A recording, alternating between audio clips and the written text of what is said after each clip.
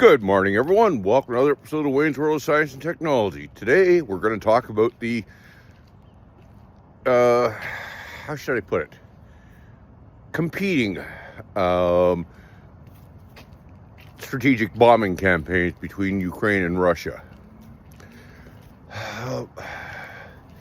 This has been interesting to watch. There's been, over the years, since the full-scale fighting started in 2022, definite shifts in the way people are handling things in both Russia and Ukraine. Among other things, Ukraine's civil defense has gotten quite good at keeping people alive during winter. Even when there isn't any power, they've had to. This is the first winter, where Russia is going to be having those problems too. Now, there's a couple of points about this, one of which is that Ukraine, for all of a bunch of wimps who live in the south thinking it's a cold country, is actually quite warm compared to Russia. Look at average temperature by country. Russia is the coldest country on the planet. Ukraine is nowhere near that. This is going to cause Russia some huge problems. There are already situations where people are having to burn wood, to keep warm. This is in some of the cities which are not St. Petersburg and Moscow, some of the smaller ones, but it's going to spread. Ukraine is hitting the power substations just the way Russia was last year and the year before that. This is the first year they've done it. Russian civil defense is not yet up to the task. They haven't had to learn how. Now, that doesn't mean that they're going to fall apart, but it does mean that there's going to be a hell of a lot of problems keeping people alive. And this is going to distract from the war itself. It's going to distract from military production. Never mind the fact that power's out, your plant probably can't operate all that well anyway. And it's going to have huge impacts further on. Now, in the middle of summer, I said that I thought the fighting would be pretty well over in a year. That was my projection then. That was based on Ukraine's damage, the damage Ukraine has been causing to the Russian military and the Russian economy as I know it. Now, it's always possible that the information I've got is wrong. Wouldn't be the first time, but I think it's probably pretty accurate. Now, that was my prediction then. Now that Ukraine is striking the electrical substations, that could move things up a lot.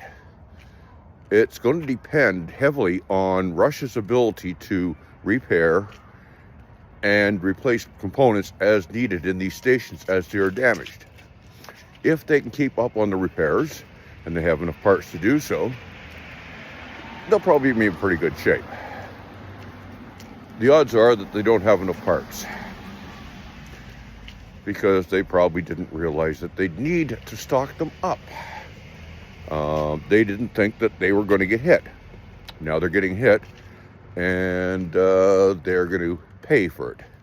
And that's another thing about all these people who keep saying, oh, Russia's going slow and careful. That's the way they planned it. Going slow and careful is about the stupidest thing you can do. 3 years ago, this time, Ukraine wasn't firing missiles and drones into Russia. They are now. They're doing a hell of a lot of damage with it as well. If Russia had got things over quickly, which is what they were actually trying to do, regardless of what the idiots will tell you, they could have prevented this.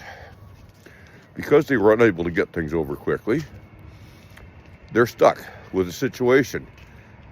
They are basically, the land that they've taken in Ukraine is an anchor.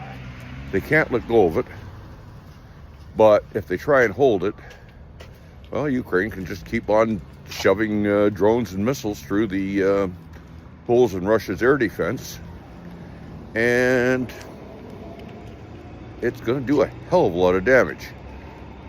Who will give up first? My personal take is it's going to be Russia. Russia just doesn't have the resources. Ukraine has lots of partners who are willing to supply it lots and lots of resources, and many of whom make really damn good military equipment. Ukraine's getting stuff that nobody has ever seen before, and they're using it quite well, quite often. Now, yeah, they're screwing up at times too. I mean, everybody does, but they seem to have a, how should I put it, a very vested interest in defending their country.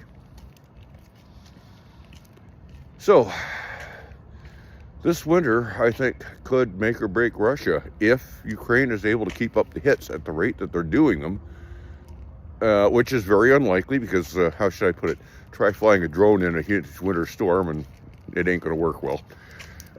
But I think that right now, this is probably the best position Ukraine's actually been in since they managed to push the Russians out of Kharkiv and Kherson in 2022. Anyways, that's it for now, folks. Like, share, subscribe, and all that guff if you got something out of it, and have a good day.